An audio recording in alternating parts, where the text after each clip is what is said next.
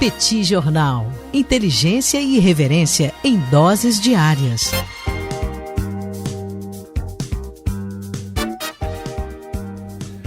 Olá, caríssimos ouvintes do Petit Jornal, caríssimos apoiadores do Petit Jornal. Estamos aqui hoje para mais uma coluna de política internacional, falando mais uma vez sobre as eleições em Israel. Pode parecer um déjà vu, porque você ouviu falar em eleições em Israel em abril de 2019, em outubro de 2019, e nessa última segunda-feira nós tivemos a terceira eleição em menos de 12 meses. E aparentemente, a novela está um pouco mais perto do fim. Não dá para dizer que a novela acabou ainda, porque ainda há alguns movimentos importantes a serem feitos, mas o premier, o atual primeiro-ministro Benjamin Netanyahu, parece bastante próximo de conseguir mais um mandato, o que não é desprezível, considerando que ele já tem acumulados 14 anos no poder. Ele foi primeiro-ministro de Israel entre 1996 e 1999 e de forma ininterrupta desde 2009 até hoje à frente de Israel. Apenas um resumo do processo que temos à frente. O parlamento israelense, o Knesset, tem 120 cadeiras. A formação do governo depende, portanto, que algum candidato consiga reunir 61 votos. Nas últimas eleições, Netanyahu conseguiu 55 votos no seu bloco e não conseguiu os 6 votos que faltavam para que ele finalmente montasse um governo. Isso acabou levando, portanto, à convocação dessa terceira eleição.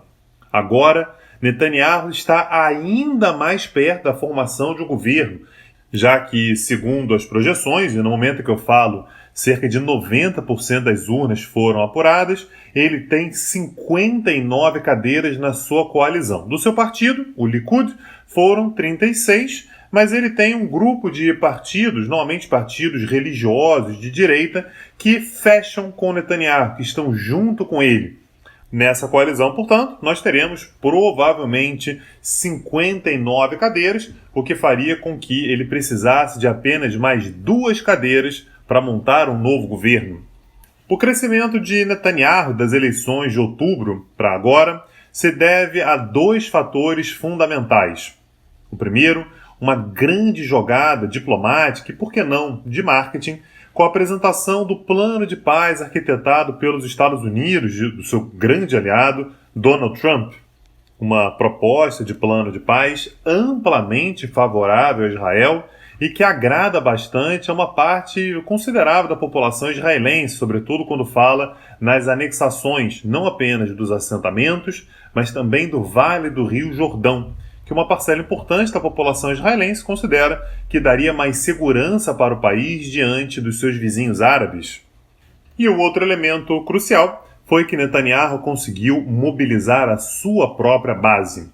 Ao longo da campanha eleitoral, Netanyahu falou bastante sobre os cerca de 300 mil apoiadores de Netanyahu que não foram votar nas últimas eleições em outubro. 300 mil pode parecer bastante pouco, mas se considerarmos um colégio eleitoral total de cerca de 6 milhões e meio de eleitores, com um voto que não é obrigatório, 300 mil votos podem fazer uma diferença brutal no resultado final das eleições. Com a sua língua ferina contra palestinos e a esquerda, Netanyahu conseguiu até mesmo fazer com que o julgamento pelo qual ele vai passar, já no próximo dia 17 de março, deixasse de fazer parte do debate principal acerca das eleições.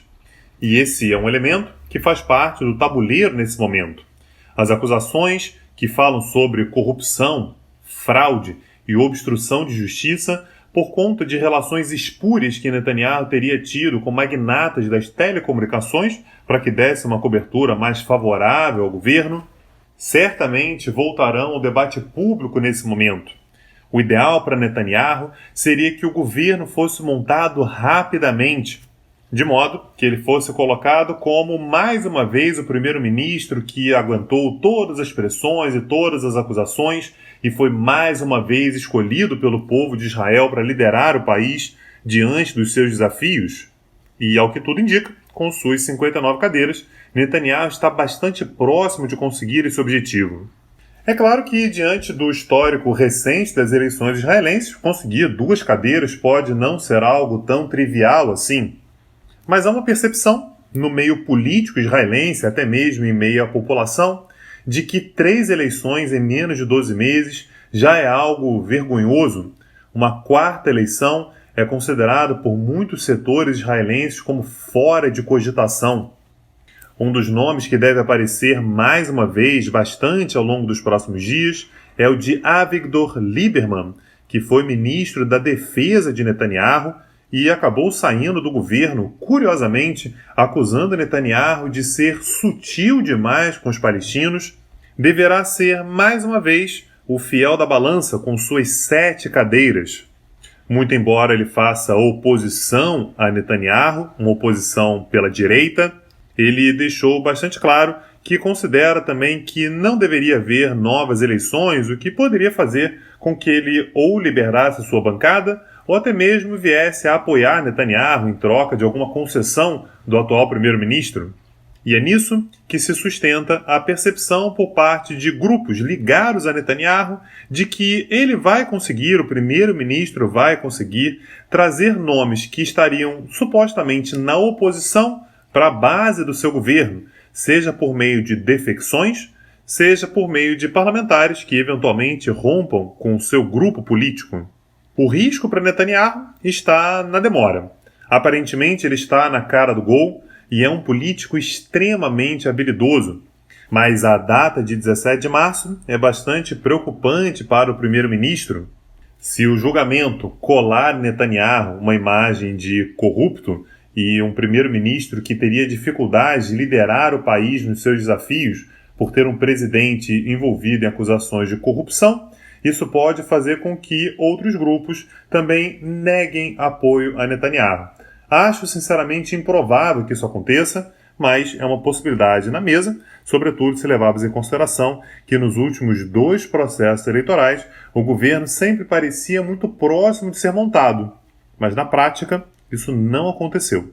Nós certamente vamos acompanhar aqui no Petit Jornal e para manter o nosso projeto de pé, você pode dar o seu apoio entrando no nosso site www.petitjornal.com.br ou diretamente no site apoia.se/petit e dá por lá o apoio que você quiser para o Petit Jornal.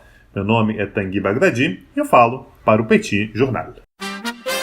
Petit Jornal. Inteligência e irreverência em doses diárias. Agora, o Petit Jornal está na web www.petitjornal.com.br.